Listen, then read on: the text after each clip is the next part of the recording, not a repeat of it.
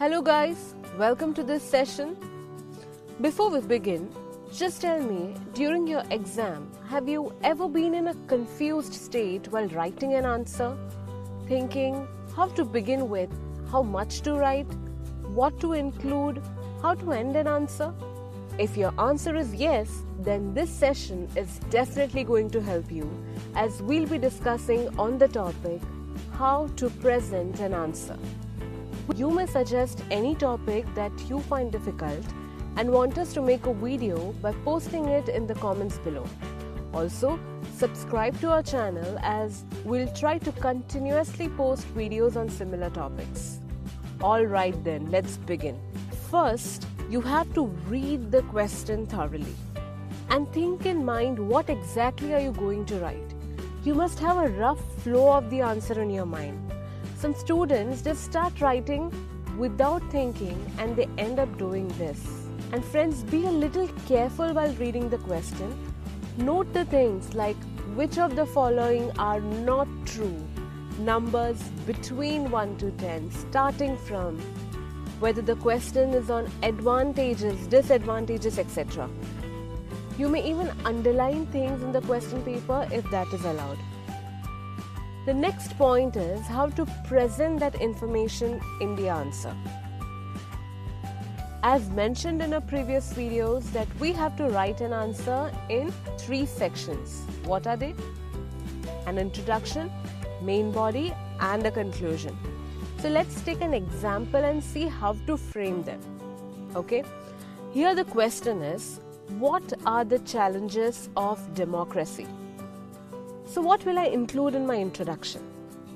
Here we could write its definition or the meaning of the term or some historical background.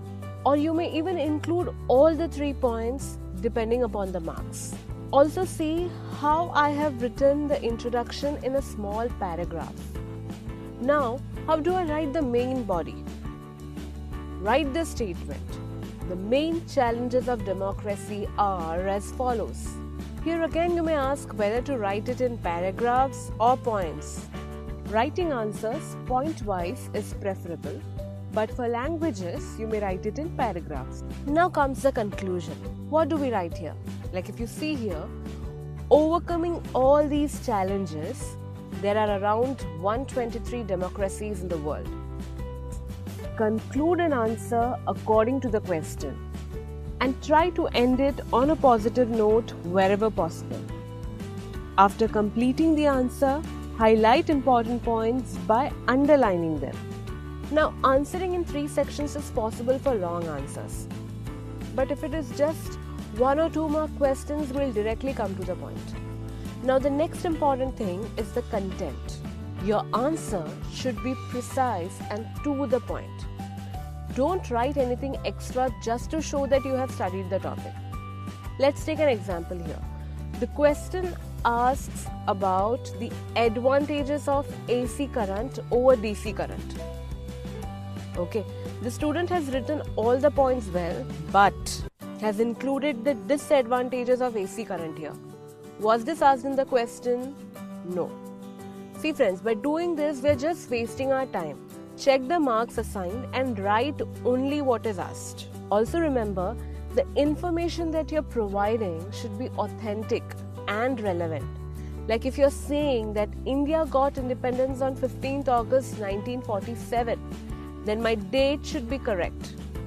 And suppose you're confused about some date, then better don't mention it. Now, in the subjects like biology, physics and chemistry, where there's a scope that you can include diagrams of flowcharts, then do that.